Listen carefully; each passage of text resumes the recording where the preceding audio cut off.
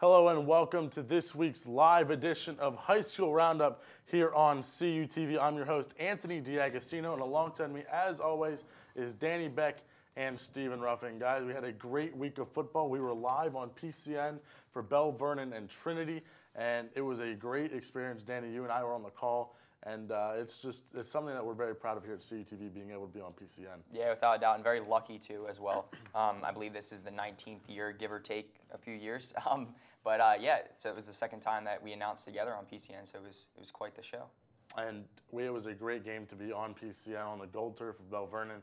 We're going to jump right into the highlights of that game, and Danny, you have the highlights. Yeah, you took the words right out of my mouth. It was the gold turf. It was one of the more unique, I guess, sites for a football game. So we'll jump into it right away. And BELLE-VERNON actually scored on their opening possession on a 2-yard run from Jared Hartman. Maybe just a 2-yard run up the middle, so nothing special. But right here, this is special. Mason Pascoe just pushes right through like a track star, kind of finishes into the end zone for a 29-yard run. And then Trinity answers right back, this time a 67-yard run. Joey Caroli coming into this contest, everybody knew he was a speedster, and right there, he showed exactly why.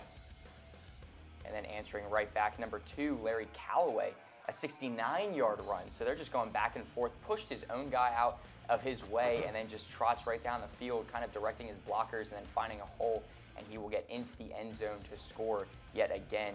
And that's going to make the score 21-7 going into halftime. After halftime now, Cole Blair actually is going to get a pass from Joey Caroli. So he can run the ball, he can throw the ball, he can do it both. And just getting into the end zone, just trying to get back into this contest was Trinity. And then BELLE-VERNON is just going to really close this one out on a 64-yard run from Mason Pascoe right up the middle yet again. And that track, he just has speed, just pure speed. He puts his head down kind of at the line of scrimmage, and then right when he has space in front of him, puts his head up and finds Pater, and that's how this game will end, 28-21. It was a close contest towards the end of this game, and BELLE-VERNON coming out on the right side of it. Yeah, Trinity looked like they were challenging late, but then they just couldn't get back into the end zone, and BELLE-VERNON took it and ran the clock out, and they were able to come away with the victory. But it was a very good game and a great game, like I said, to be on PCN. But we're going to jump into the scoreboards now for the Big 9 Conference. Yes, I know Laurel Highlands is in the Big 9 Conference. We will get to them after the break with Stephen Ruffing and the highlights. But here are the scoreboards from the Big 9 Conference. Greensburg-Salem taking on Albert-Gallatin 31-12. Greensburg-Salem the victors in that one. Ringgold traveling to Uniontown, and Ringgold winning 56-19. As we move along, the 4A non-conference, Mars taking on Thomas Jefferson, and then, of course, Thomas Jefferson winning 34-6. As we look at the standings now for the Big 9, BELLE-VERNON and Thomas Jefferson vying for that #1 spot. They're playing each other this week, so this is huge. BELLE-VERNON undefeated 6-0, 6-0. Thomas Jefferson is 5-0 and 6-0, and they played one less conference game. So I guess who's going to take that first place spot? And we don't need to talk about that now because later in the pick'ems, this is a pick'em game, so we'll discuss that then. But West Mifflin is also up there, and I think it's important to note that West Mifflin's lost a few games, and it's kind of been a surprise. Yeah, they just lost a big game, actually. We'll get to that later with my LH Mustangs. But that conference it used to be so competitive. Now West Mifflin's kind of falling off. Ringgold, they're in that kind of like shaky zone now. Right now it's BELLE-VERNON and TJ, and Trinity really gave BELLE-VERNON a run for their money. Yeah, it's kind of surprising to see that, but BELLE-VERNON doing a great job staying up top in the standings there, and there's no doubt that they're most likely they're going to be in the playoffs this year. It's a matter of where they are in the playoffs when it starts. But we're going to move now into the Big East 5A scoreboards here. As you see, Armstrong and Latrobe, they went into double overtime, I believe, and Armstrong got the victory 38-37. Danny, we'll start with you. This game was a big one for Armstrong. Yeah, it definitely was. Coming out on the right side of this was Armstrong. And Latrobe also scored up 2 touchdowns in overtime, but failed on 1 conversion attempt, just trying to get those extra points on the board, and that is why they lost 38-37. But just passing all across the board for Latrobe, It completed 18 of 27 passes for 215 yards, and also scored a 10-yard strike in overtime. So just a competitive game. You like to see this out of high school football. Yeah, especially when it goes into overtime and even possibly double overtime. But Gateway taking on Plum, putting up a big number, 48-14 for Gateway as we continue on in the Big East Conference. McKeesport at Kiski. Kiski losing 48-13, and then Penn-Trafford at Franklin Regional. Penn-Trafford only winning 20-13 there. They were still able to maintain their top spot there, but Franklin Regional just not getting enough points to end up with that victory. As we continue, the 5A non-conference, Baldwin shutting out Connellsville 49-0. Looking at the standings now for the Big East Conference, Penn-Trafford, like I said, maintaining that top spot. They're 5-0 in conference and 7-0 overall. But McKeesport right on their tails, 5-1 and 5-1. Gateway just behind them, 4-1 and 6-1. And Franklin Regional kind of in the middle there, 4-2 and 4-2. Guys, you think Penn-Trafford is going to maintain that first place spot, but who is going to take that second place spot? Is it going to be McKeesport or possibly somebody else? You know, McKeesport is always famous for losing those kind of big games. So I'm going to have to go with Gateway on this one, just because throughout this season they've just looked so consistent. But McKeesport, they're also almost like a new team we're seeing, because they have lost those kind of rocky games in the past. So we'll see. Those two teams are real competitive, and we'll see when it comes down when they play. Yeah, it kind of stinks too, because I think the Penn-Trafford and Franklin Regional game was a pick-em last week. So just saw that score for the first time, and pretty sure I picked the wrong team in that one. There were a few people that picked Franklin Regional to win that game, and that's not a bad pick. Yeah. I mean, it could have went either way as you saw the score there. But exactly. We do not have the West Virginia Roundup for you today because our correspondent Dylan Godet is upstairs in the Natali Student Center food court area trying to get on the homecoming court. So hopefully he does well today. So good luck to him. And if he gets on the homecoming court, good luck to him on Saturday when they name the homecoming king and queen. So when we come back after the break, we have the South Union Township Game of the Week highlights, your single A scores and standings, double A scores and standings, as well as your triple A scores and standings. So stay with us here on High School Roundup here on CUTV. Save preset 1 for Cal U's best music. More music in the car, more music in the door, more music everywhere. This is 91.9 WCAL Power 92. The home of the Vulcan Nation, playing Cal U's best music. 91.9 WCAL. WCAL Power 92.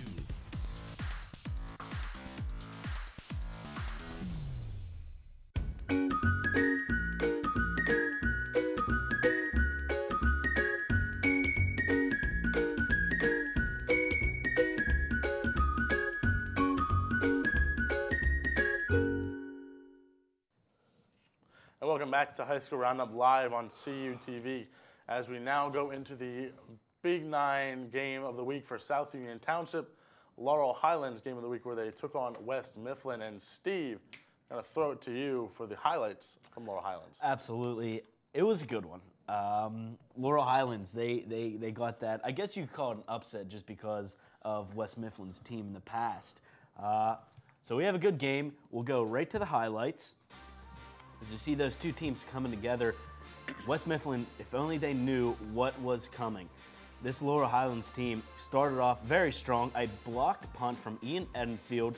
He's going to take that, a little like skirmish going on there, finally picking up the ball and finding his way into the end zone. The kick, the extra point was failed, so Laurel Highlands sits at 6. West Mifflin, you'll see their running game a lot in these highlights. He just finds that hole wide open in the middle of Laurel Highlands defense.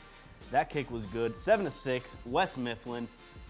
Mustangs, they showed their strengths on the ground with Connor Basinger, a 13-yard run, and they also missed that extra point.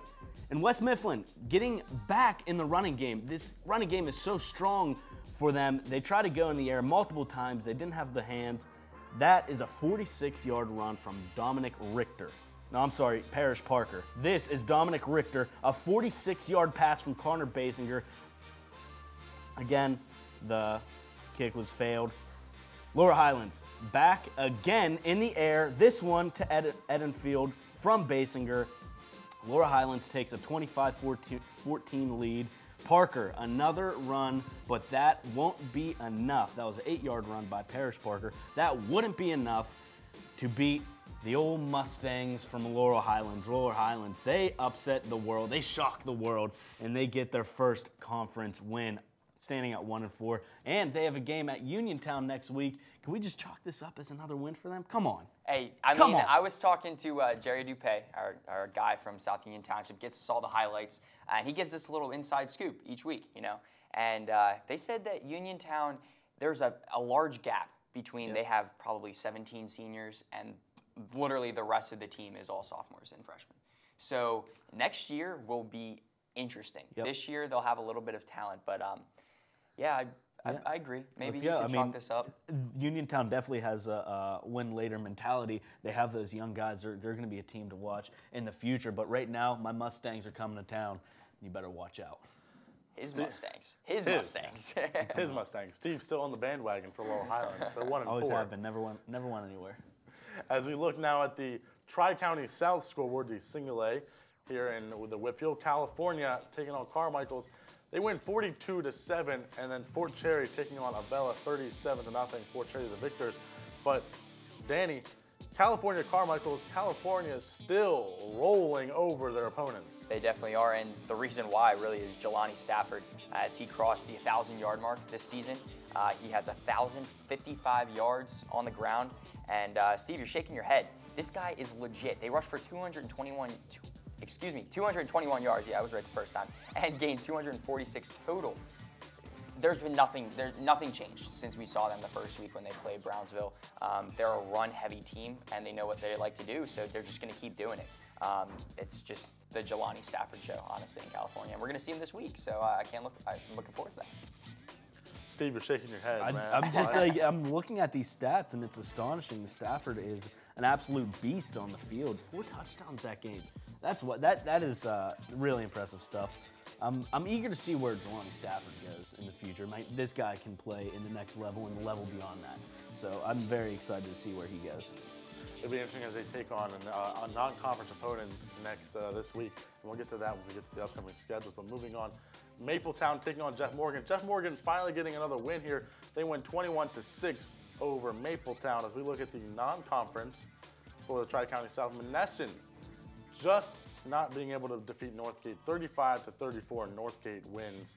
As we look at the standings now for the Tri-County South, California undefeated, 5-0 and 7-0. Carmichael's just behind them, 4-1 and 4-2. Fort Cherry behind them, 3-1, 5-1. West Green still in the middle there, 3-2 and 5-2. But this California team is poised to take home the first place Tri-County South crown as they defeated Carmichael's. And I don't think anybody else in that conference is going to beat them. It's going to be a determining factor whether or not Rochester can beat them this week. As we take a look now at the Century Conference scoreboards here, Bentworth at Washington, and Washington winning 55-7. Burgettstown taking on BETH-CENTER, and then Burgettstown winning 34-22. Steve, big win for Burgettstown over BETH-CENTER. Yeah, that was a huge win. That was something that was a game that a lot of us were kind of on the brink about. Burgettstown, their offense was led by quarterback Lounder and their running back Nick Spear. Lounder completed only 5 of his 7 passes, but guess what? He threw for 114 yards and threw 3 touchdowns. I mean, that is unheard of. 5 passes, 114 yards, 3 touchdowns. Something you don't usually see every day. He had another score with a 26-yard run to break that 14-14 tie, and after that, Burgettstown, it was all them. As we continue on into the Century Conference, Charleroi, Chartiers, Houston. Charleroi shutting out Chartiers, Houston 57-0, and then Brownsville taking the L. Fraser winning 46-6. As we continue on in the Century Conference standings now, Burgettstown and Washington, they're undefeated here, 5-0 and 6-0 for Burgettstown. Washington 4-0 and 6-0, and guys, Burgettstown kind of a shock this year, being undefeated still. Yeah, I mean, I think that surprised everyone. I think everyone's waiting for that Burgettstown-Washington game. So we'll see how that goes. but Burgettstown, a team that we never really saw making their way up in that conference. Yeah, most definitely. And I believe I picked Burgettstown this week on the pick'em, just a safe pick. But I think that Charleroi, if there is a team, if they slip up anywhere up at the top, Charleroi is just going to bounce right in. And I think Charleroi is poised to compete with Washington. Maybe it's an unpopular opinion, but I think Charleroi has that balanced attack that could bring them up at the top with Gino Pellegrini. Yeah, Gino Pellegrini, a great quarterback there for Charleroi, one of the best they've ever had. As we continue on into the interstate AAA conference here, Derry completely annihilating Mount Pleasant 41-9, and then Elizabeth Forward taking on York 50-0. We don't have any stats from the Derry Mount Pleasant game, but Steve, how big is that win for Derry, and how shocking is it that Mount Pleasant's kind of fallen away this year? Yeah, Mount Pleasant was a team in the past. I mean, they almost dominated. I mean, they had a win almost every single week. But Derry, this is a great win for them because after last season, losing Boyega, Boyega graduated and he moved on to Seton Hill, right? Seton Hill, yeah, yep. Seton Hill. Yep. So we'll be seeing him, or we have seen him. So Derry, this is a season where it's a rebuilding season, and this is a great win for them. As we continue on the interstate conference here, South Park taking on Waynesburg. South Park winning 39-6, and then McGuffey beating Southmoreland 49-16. Continuing on the AAA Interstate Conference standings, Elizabeth Forward still in first place, 5-0 and 5-1. Derry and McGuffey are tied 4-1 and 4-1, and South Park just behind them 3-1. That top four teams are looking like they're going to be in the playoffs there. But impressive to see Elizabeth Forward at the top, Danny. Yeah, most definitely is, and I don't really see any changes in that. I believe that Elizabeth Forward has really solidified their spot up at the top. You were talking about complete domination, 41-9. Well, Elizabeth Forward whooped York 50-0. So they're a strong team. I believe that they're going to stay up at the top. But there is a whole lot of competition, as you said, in that top four. We're going to be hopefully seeing some teams being solidified into the playoffs, and also some teams that have now been eliminated from the playoffs coming in the next few weeks. So look for that as we give you the standings coming in the coming weeks. But before we go to break, we have the hometown scoreboards with our correspondent, Colin Kirkwood. Thank you, Anthony. I've got a double treat here for our audience this week. Due to the fact that Dylan can't do his segment, I actually got to travel back to my high school for homecoming and make a little package of it. East Juniata took on Millersburg. So we'll take a look at that here. And there are the Indians coming out onto the field here for homecoming.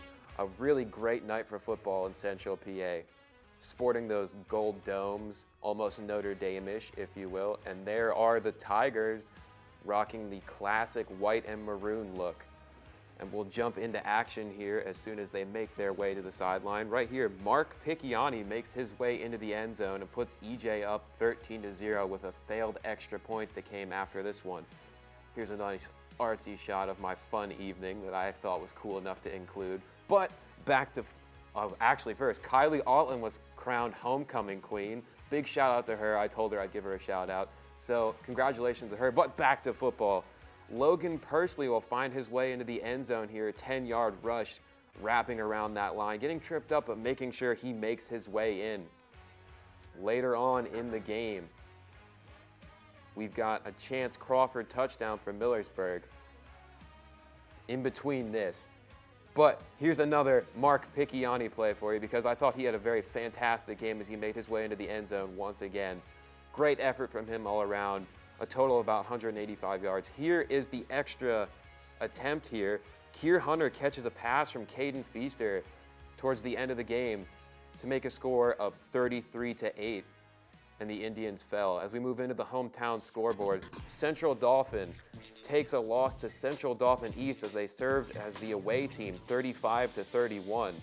Tough thing to see for Danny Beck. Lampeter Strasburg taking on Solanco, and they picked up a 46-0 shutout win. And I understand there's a cool trophy awarded for this that Anthony so kindly filled me in on. The Milk Jug, something interesting that you don't see every day, but big thanks to him for throwing that picture over to me to show you all. But continuing as we move on here, we've got Carleton taking on Steel Valley, and Steel Valley looking dominant, 51-0. And as we talked about earlier, East Juniata picking up the win on Millersburg.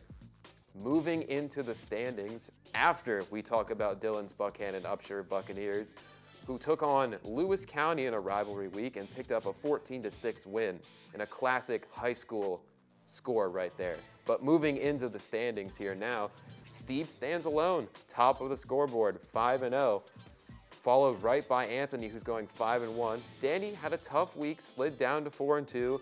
Dylan holding up the middle, and then repping club bottom, Gary Smith and I 1-5 and 0-6, and we have a good time down there at the bottom of the scoreboard.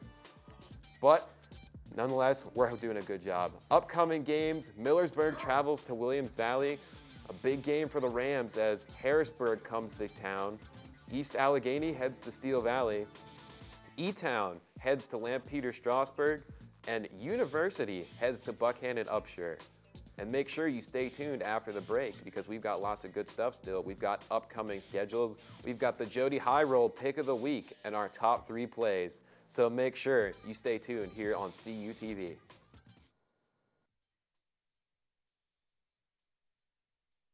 CUTV News Center is California University of Pennsylvania's award-winning student television newscast. Your source for live, local, late-breaking news. Forecasts from the CalU Weather Center. The region's latest entertainment news. Vulcan sports highlights and regional scoreboards with television news coverage you can't get anywhere else. Watch it live Thursdays on CUTV and on demand. CUTV News Center, online all the time.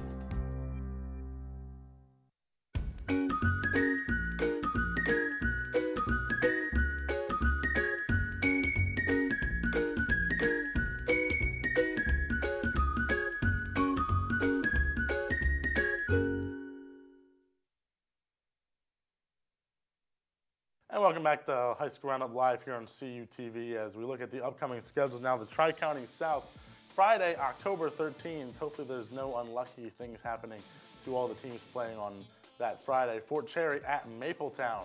Jeff Morgan at Carmichael's. Then Monessen travels to West Green. In the Century Conference, Brownsville at BETH-CENTER.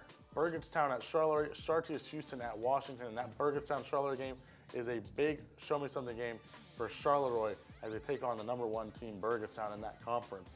In the Interstate Conference, Elizabeth Forward travels to Southmoreland, McGuffey is at South Park, and then Yock is at Mount Pleasant. In the Big 9 Conference, Albert Gallatin is at Uniontown, Trinity. Laurel Highlands travels to Uniontown in South Union Township's Game of the Week. Thomas Jefferson is at BELLE-VERNON, and then West Mifflin is at Ringgold. And then West Mifflin at Ringgold, Thomas Jefferson at BELLE-VERNON. 2 very important games. Yeah, most definitely is. And if I'm a Big 9 fan, I guess you could say, or just a Whitfield football fan in general, I'm going to either of those 2 games. I think that they're still going to be show me games for either teams, I guess you could say. Definitely, especially a show-me-something game for BELLE-VERNON against a known powerhouse in Thomas Jefferson. As we look at the 5A Big East Conference here, Armstrong is at PENN-TRAFFORD, Kiski is going to Gateway, LATROBE is at Franklin Regional, and then PLUM is at Connellsville. In the non-conference, the Friday, October 13th games, Greensburg-Salem at Montour, Imani Christian travels to Fraser, CUTV's Game of the Week, Rochester at California, Upper St. Clair at McKeesport, Waynesburg is at Bentworth, and then the Saturday, the October 14th game, Avella travels to Riverview. Guys, that Rochester at California game live on CUTV, as long as it's 4G coverage on YouTube there on our channel, CUTV Sports 1, is going to be one heck of a game. Yeah, it is. This is California's, although it's not a conference game, but this is a test for California big time. And I always love going to California. It's an easy setup. They take care of us over there in California, so I'm looking to see some good football. Why it's a show-me-something game is because when the playoffs start and they have to go take on opponents outside the conference, this is going to be a big test to see if they're going to be able to handle some outside conference opponents. So definitely tune into that game, and especially tune back into High School Roundup next week as we break down the highlights and the scoreboard from that game. As we look now at the Pick'em standings, Gary and Twitter are up top 18-7. However, I went 5-0 this week, so I gain a point on Gary. I'm 17-8. Danny, 3-2. You were up top. You fell just a little bit there. You're 17-8 with me. Then Dylan Goday holding up the middle there, 15-10. But Colin, Jody High Roller, and the Puppy are all at the bottom, 13-12. But Jody Highroller went 3-2 and actually did better than Colin and the puppy. So congratulations, Jody Highroller. Yeah, thank you. No big deal. But what really surprised me, so my high roll of the week was actually Derry at Mount Pleasant. I picked Mount Pleasant, and then about 3 or 4 other people. Well, everybody but Gary and me picked Mount Pleasant. Yeah. So it really did. No, it really didn't show anything for the high roll of the week. I figured people would see the high roll of the week and say like, "Hey, I should pick like not what that is." So that was fun. So 3-2. Look for bigger things coming in the future. Maybe see Steve take away the middle spot there, or maybe move up more. Or As first. we look at the pick 'em here, Rochester at California. Gary, Steve, and the puppy are going Rochester. Steve, what do you see in Rochester that you don't like of California? Well, it's the simple fact that I'm just going Rochester because it's an outside opponent. You know, it's not the safe bet, but I mean, anything could happen. I mean, California hasn't seen Rochester. They're not in their conference. They don't know what they're, besides some film, they don't know what they're getting into. So anything could happen, and Rochester could easily come away with a win in this game. I think, Danny, you and I are picking California because of the quarterback and the running power that California is, and we don't think Rochester is going to be able to handle that. Yeah, no, most definitely. But I can see the downfall of this California team being the fact that if they get their running game shut down, rather, Rochester could pull away a victory. And I can see either side of this one. This one was kind of tough for me to really decide who to pick. As we continue on, another pick-em game. McGuffey at South Park. Gary, Danny, Colin, and the puppy are all going South Park. Me and Steve are going McGuffey. Steve, why do you like McGuffey in this one? Because these two, it's just going to be a close one. This was a game where picking both teams is a safe bet because, I mean, anything could happen. In this one, these are two teams that are about in the same area in the standings. So, I mean, this win could elevate each team. You know, whoever wins, they could elevate them in the standings. Continuing on the pick-em here, we have Thomas Jefferson at BELLE-VERNON. Dylan, he's riding that BELLE-VERNON bandwagon there. He's a BELLE-VERNON super fan, as we're told. So he's going BELLE-VERNON. We all think TJ is going to win as they're the powerhouse in that conference. But who knows? BELLE-VERNON could come away with a victory, and Dylan could show us all up. As we go into the next one here, KISKI at Gateway. Steve, I think this may be your high roll of the week here. How'd you know? You're the only one picking KISKI. Yeah, it is. I just had to shake it up because we haven't had a huge upset yet in the standings. So, you know, watch out for KISKI. It might be their time. You never know. Gateway could go in this game kind of not expecting much. And then, boom, just like that, KISKI comes at you with a win. It just sounds like a high roll. It's just close your eyes and you just roll the dice. As we continue on here, the pick-em last one, BURGETTSTOWN at CHARLEROI. Gary, Steve, and the puppy are going with BURGETTSTOWN. Everyone else going with CHARLEROI, and that's a upset if CHARLEROI wins. I think Steve and Gary saw that and went with the safe bet of going with BURGETTSTOWN as they are undefeated. As we continue now into our next game of the week, California is going to be taking on Rochester. But before we go, we have our top 3 plays. We're going to keep it here for the top 3 plays, and we're going to talk about it here on the show. We have some time. Danny, starting at number 3, a big play here. I believe it is Laurel Highlands. And it is. It's that Laurel Highlands pass here, Danny. Yeah, it is a great pass right over the middle of the field. And Dominic Richter, a 46-yard pass from Connor Basinger just right into his breadbasket. Yeah, I mean, that LH game was something special, but this one was even better. Look at this run from BELLE-VERNON. That was fake-a-roo because that got me just now. Just going across the field, going every which way, finally beating Trinity's defense. BELLE-VERNON, a very impressive performance. That was a big run by Larry Calloway on that one. As we look at the number 1 pass here, it's a trick play. Joey Caroli passes it, and he's going to go into the end zone for the touchdown. There, he wouldn't be able to win the game. Excuse me, Trinity wouldn't be able to win the game, but a big play there. And our blue ribbon play comes from Elizabeth Ford at McGuffey. And just look at this run from McGuffey, just shaking tacklers every which way. 6 tackles are going to be broken here. Looks like he should be down at the 35. He stays on his feet. He has 2 men to beat here, 1 behind him and 1 in front of him, and he just takes his way into the end zone. As those were our top 3 plays of this week, guys. Who knows? We may have another blue ribbon play next week as we have Rochester at California and then Laurel Highlands at Uniontown. So any final thoughts before we close it up?